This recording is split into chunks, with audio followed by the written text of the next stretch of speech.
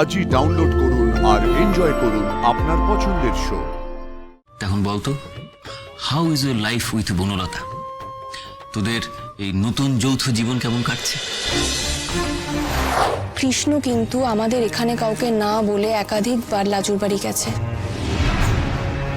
এবার সেটা লাজু ওকে ডেকেছে নাকি ও নিজে থেকে গেছে তা আমি জানি না, কিন্তু গেছে।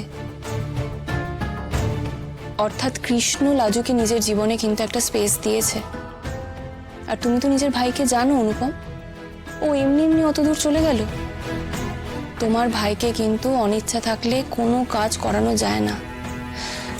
জানি না, হয়তো কোনো দায়িত্ববোধ থেকে বা কোনো টান থেকে ও লাজুর প্রতি একের পর এক ওর কর্তব্য পালন করে যাচ্ছে।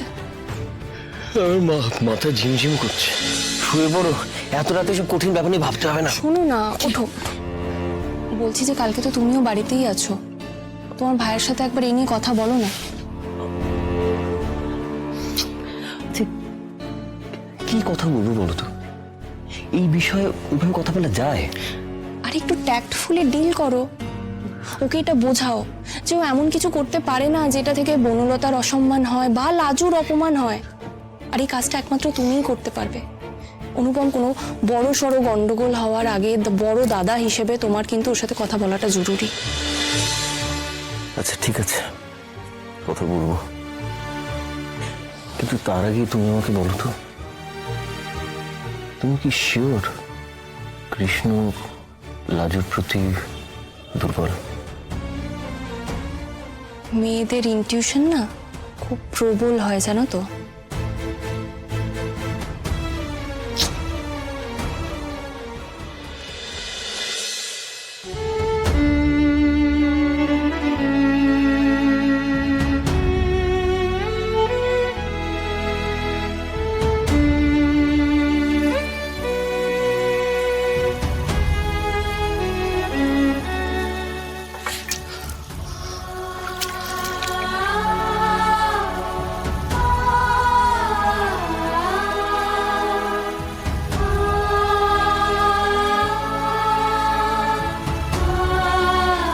আশ্চর্য,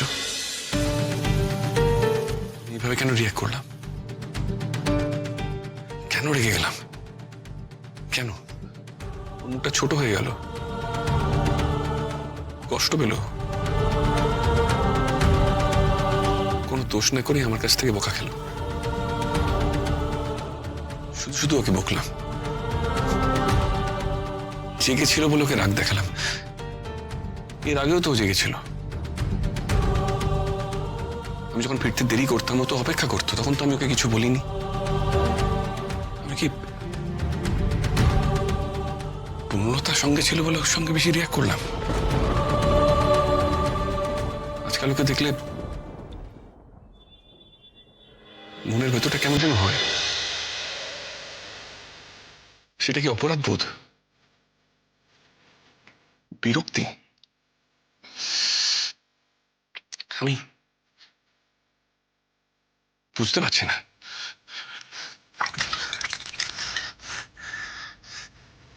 এই এই টেল মি, কি ভাবছি আমি?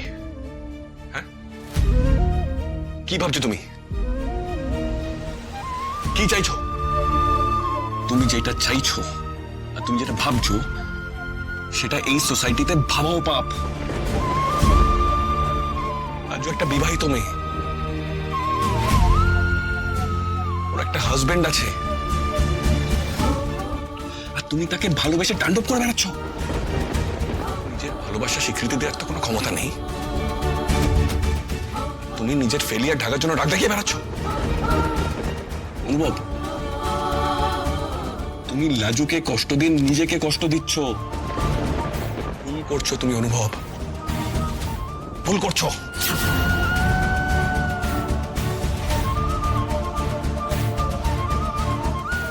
আচ্ছা, লাজু আমাকে ভালোবাসে?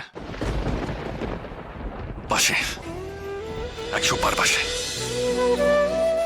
ওর এই রাজ্যে গিয়ে অপেক্ষা করা, ওর আমার রোজের খুঁটিনাটি পছন্দ অপছন্দ মনে রাখা, এই সবকিছুই প্রমাণ ওর আমার প্রতি ভালোবাসার।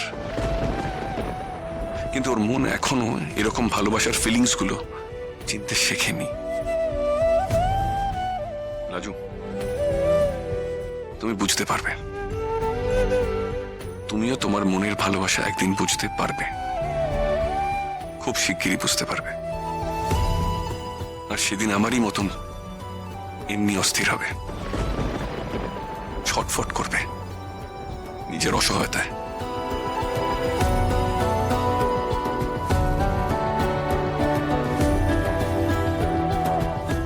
আচ্ছা, সেই দিনটা আসলে কি সত্যিকারও ভালো হবে? নিজের মনের সবকিছু নিয়ে একে অন্যের সামনে দাঁড়ায় কি হবে সেদিন? পারবো পারবো আমরা নিজেদের ধরে রাখতে, নিজেদের আবেগগুলো চেপে রাখতে পারবো?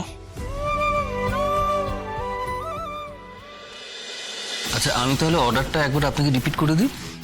এই দুটো স্যান্ডউইচ দেবেন আর একটাই মিক্সড গ্রিল প্ল্যাটার। এই দাদা ভাই, আমি কিন্তু স্যান্ডউইচ খাবো, তুই যদি মিক্স গ্রিল প্ল্যাটার খেতে চাস তাহলে খা, তা না হলে ক্যান্সেল করে দে। কতদিন পর তুই এরকম বেরোলাম বলতে একটু ভালো করে খাবো না?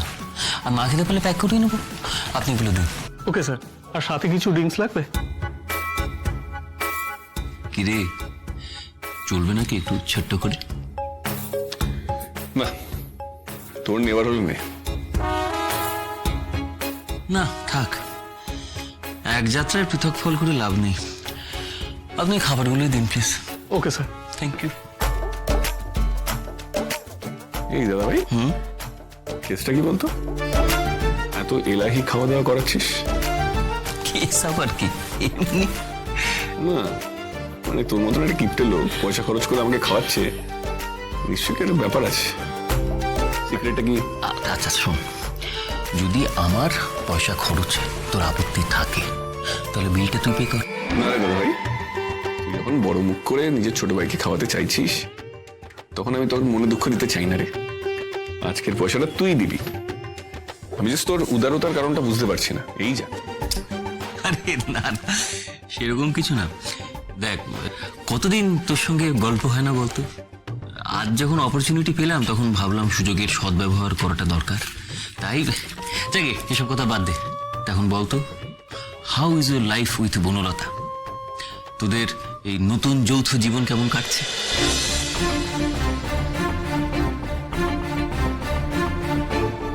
এই সামান্য কথাটা জানার জন্য তুই এত আয়োজন করলি, আমি এত খরচ করলি? আমি তোকে আমি এত দামি খবর দিতে পারবো না যা তোর এত পুরো আয়োজনের মর্যাদা রাখতে পারে। না না, আমি সত্যি এমনি এমনি জিজ্ঞেস করছি। বল না, তোদের জীবন কেমন কাটছে? মন খুলে বল, হাউ ইজ লাইফ? এখন আমার লাইফটা ঠিক কেমন হওয়া উচিত? আমি উচিত অনুচিতের কথাই যাচ্ছি না, আমি জাস্ট জানতে চাইছি তোর লাইফটা কেমন চলছে।